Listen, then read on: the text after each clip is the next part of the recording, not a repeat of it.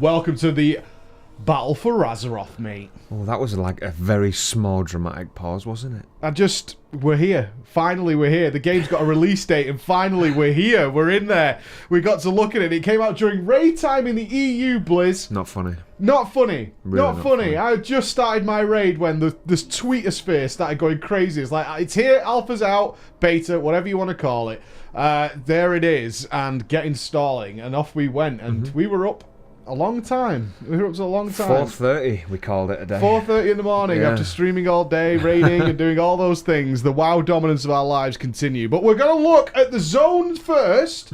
We're going to look at every class and spec. We are looking at everything we could possibly bring you with this, because they gave us a pretty decent build, actually. They gave us 2 whole zones, 1 Alliance, 1 Horde. Yep. If people aren't aware, they go a separate path. They have 3 zones each.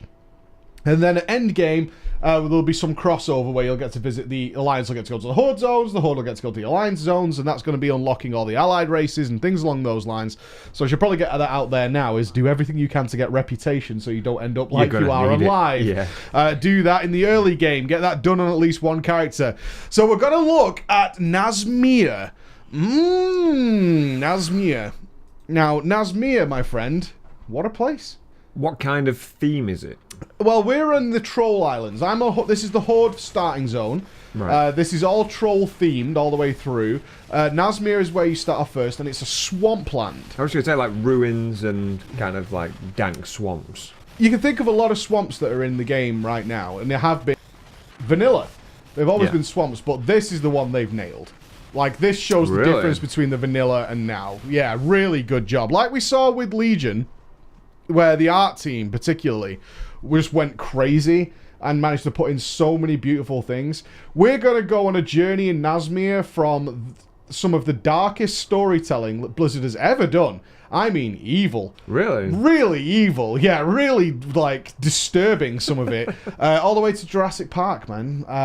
It's just insane. Did you sing the song?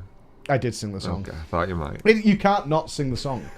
You can't not sing the song. So we won't do any major story spoilers at all, because you guys really need to experience this place. But I'm going to just play, just for people now, like the audio when you log in, when you arrive in Nazmir, because it sets the theme. The audio work, the sound work is everything. So just listen to this.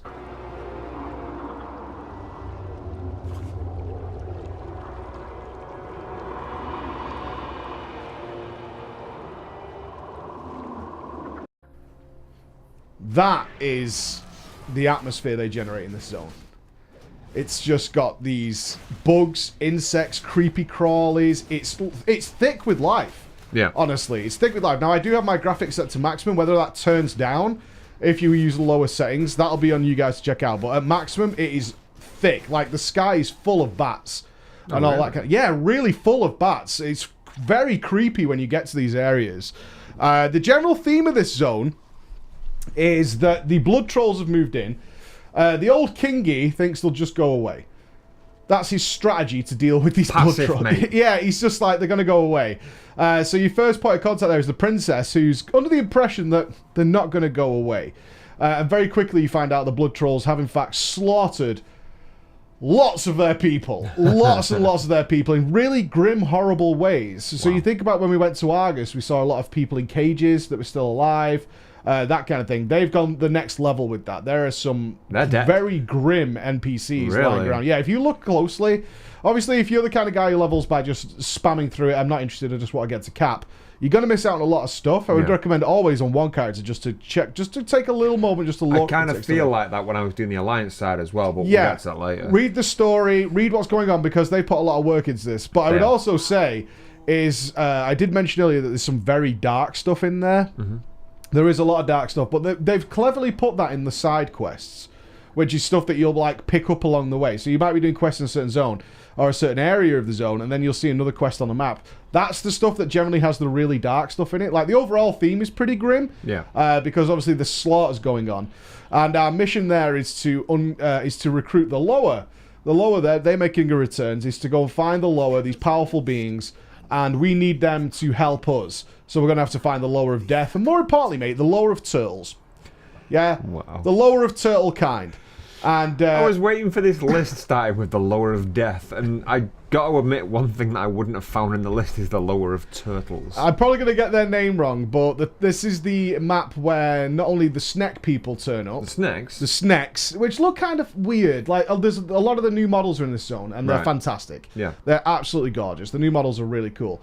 The Sneck people... It just looks odd. It just looks like they've stuck a Sneck head on a body, on a humanoid body. Yeah, it doesn't look quite right. I saw you when you were streaming that. It's just like, because they've got like a wide fan of a neck, kind of like a cobra, haven't they? And then it just goes down to the neck, and then it's just a humanoid body. Yeah, it's like a troll body, essentially. Yeah, it's really quite... It doesn't look quite right. I mean, it's okay. It's not a problem. The Sethric, I think they're called. Yes. But the... It doesn't. It's not the best compared to everything else. When you see the new elementals, the new dinosaurs, the new troll giants, the new skeletal dinosaurs, especially, this is like this zone is like a combination of Ungoro Crater and Gundrak. Oh, cool. Very much, and then like Swamp of Sorrows mixed on top of that as well. It's very much like a combination of all those things. But as I said, the most impressive thing about this is how thick and dense this zone is. Very easy to ride through. I want to point that out. They haven't repeated Argus, where it was very awkward to get around. Lots of clear roads and stuff. But if you do go off-road, lots of vertical and secret pathways, hidden caves, things like that. Usually marked with rares. So typically we've got a lot of rare mobs and a lot of caches. No loot in them right now. And I would say it appears that the rares are missing a lot of their abilities. Like, a couple of them are duplicates. Yeah, and there's no loot in for them either at this. Yeah, there's no loot, and a lot of them just had one animation, which was just to punch you. Like, they didn't do any other abilities at all, which was a little bit grim.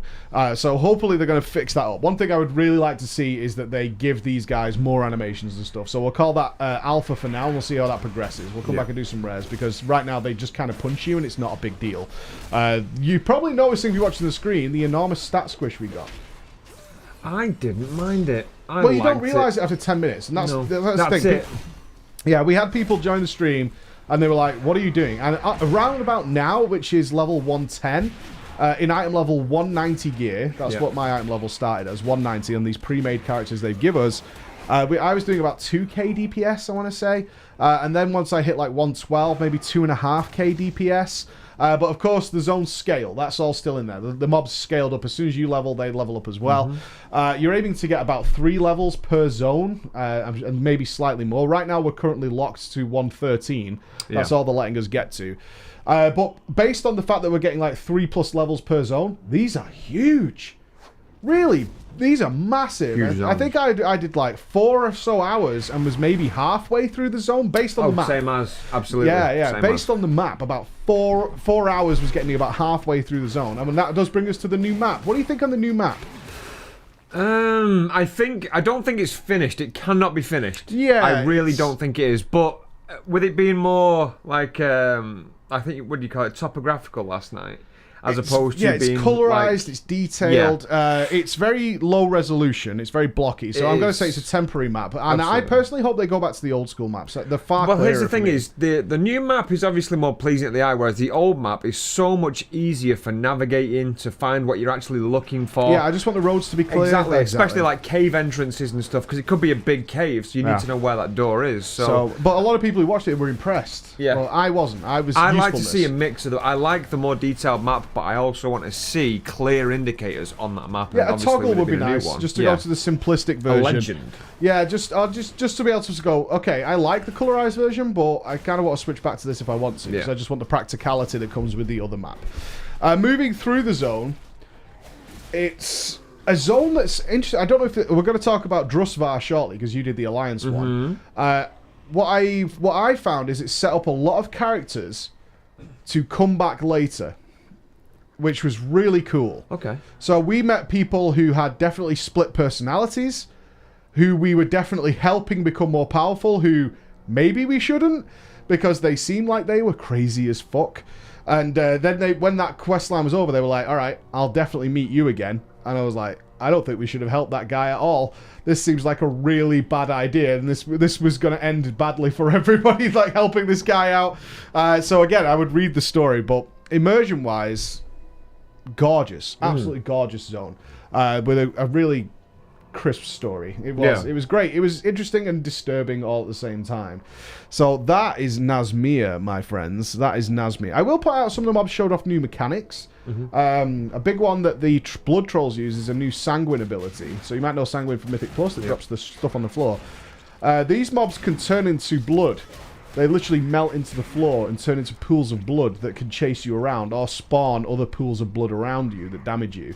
And then they reform out the floor. A lot of the Blood Trolls carry that. Yeah, very much like that. Yeah, they do just melt into the ground. They become untargetable. You can't DPS them, which is a little frustrating if you're just doing quests. But that is definitely one of the new abilities they are showing off in Nazmir that enemies in the open world have. So I've no doubt we'll see that in some dungeons and raid encounters. Awesome.